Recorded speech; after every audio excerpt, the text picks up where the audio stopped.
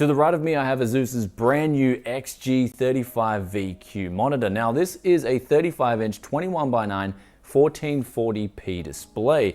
And you're probably wondering what makes this 21:9 monitor different to all the other ultra-wide monitors out there. Well, this has one big benefit, and it's the first time I've tried it personally. Asus are calling it ELMB, Extreme Low Motion Blur, aka Ultra Low Motion Blur, aka strobing, which essentially matches a flick of light to the monitor's refresh rate. In this case, since this monitor has 100 Hz, it will then flicker light 100 times a second. So what you get is less ghosting and easier tracking. Since this was the first time I've tried it, I was blown away by, of course, getting that color retention out of a VA panel as opposed to a TN panel, but still not missing out on those good response times. Since it does flick one image a second, it's not as subject to noticing ghosting as opposed to a TN panel, which is really fast with its response times, so it doesn't really need strobing at all. This thing, however, when you put on strobing, you can still notice a little bit of ghosting, but it does make tracking so easy. I was surprised on the UFO test, my eyes were just moving with the UFO, and I could notice how snappy it was. And in Dota 2, when I was name tracking, it was so easy. So if you're into fast motion objects and you want those gorgeous colors, that gorgeous contrast ratio of a VA panel, but you still want that snappy experience, then ELMB, as Asus is calling it, is going to give you that. Have you tried ELMB, aka strobing? This is my first time trying it, and I absolutely love it. I'm looking forward to seeing it in a lot more VA and IPS panels. I think that's where it makes the biggest difference. And also big thanks to Asus for sending this out for review. It's gonna be my new benchmark monitor and also free time gaming monitor as well. And with that said, I'll catch you guys in another tech video very soon. Peace out for now, bye.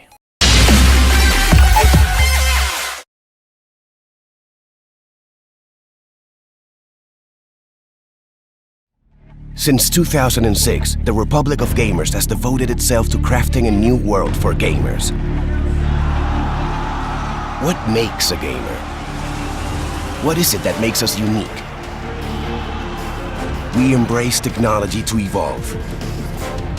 We connect with millions of people around the world to create our own reality.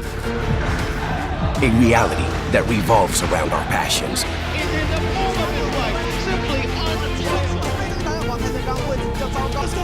We've supported this community from the very beginning. We understand you in ways others simply can't. We are by your side because we are where you are. The best players from around the world have already joined us.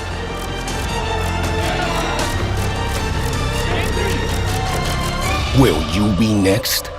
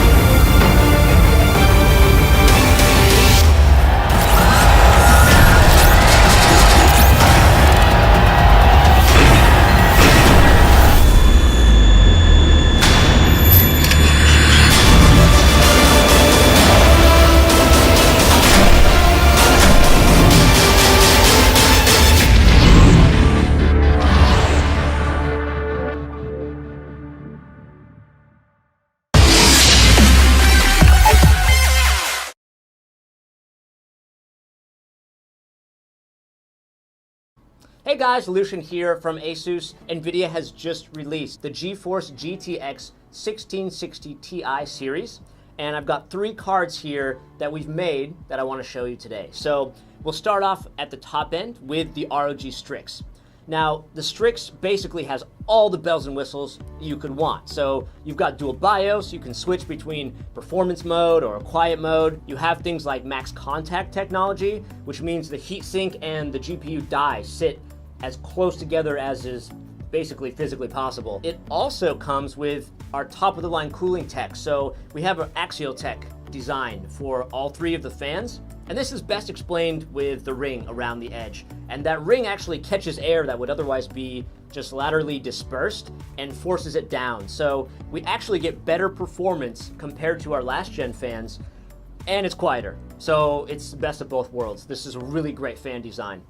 Now, moving down from the Strix, we have 2 cards that are really for someone who's focused on cost to performance. The first one here is the Dual, and this has 2 fans, and both of them feature IP5X dust resistance. What that means is even over years of use, you won't have enough dust particles that are able to make it inside the housing to negatively impact the performance of the fan. So, put your computer under your desk, never worry about it again, all right? That's the TLDR. Now, moving all the way down, we have the Phoenix. Now, this only has 1 fan, but the fan is larger than the 2 fans on the Dual, and you're getting wing blade tech. And that's going to add a little lip on the edge of the fan. A drooped tip is what it's technically called. And that's gonna basically increase the efficiency of each of those blades. So it's going to outcompete other cards with a similar fan size that don't have the wing blade design. Now, all 3 of these cards are manufactured with our Auto Extreme technology. This is an automated manufacturing process, which basically is a fancy way of saying they were created with robots. This eliminates a lot of mistakes that can happen from the manufacturing side and means that we're gonna have a lot higher quality compared to the competition. We do have another card. I don't have one here today in the studio, but we are launching a TUF 1660 Ti. So if you have a TUF gaming motherboard or you have a build that uses a bunch of TUF Alliance components, we are going to have a TUF 1660 Ti that you're definitely going to want to check out. Now, if you're watching on YouTube, I am going to put a link for the product pages to all of our 1660 Ti cards down in the description.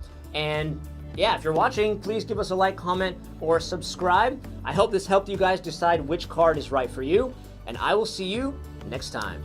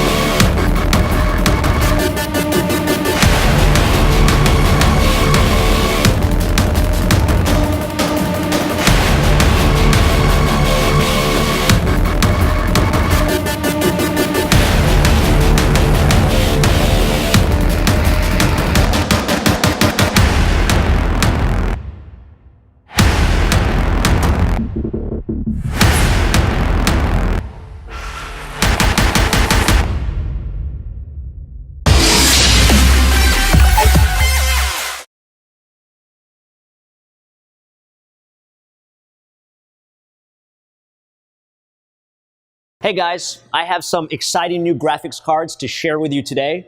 These are the Asus Radeon RX 5700 graphics cards. The first built on a 7nm process and designed from the ground up for that 1440p gaming sweet spot. Now, the reference cards are already out on the market, but they're using blower-style fan designs, and if you want to get that max boost clock, or if you're planning on doing any overclocking, you're going to want to go with a more robust cooling solution. We have 3 flavors to offer you today, and I'm going to do a quick overview and share some of the key features on each of these awesome cards. I want to start off this overview at the top of the line. This is the ROG Strix. The Strix series is designed for top-end to enthusiast-level gamers.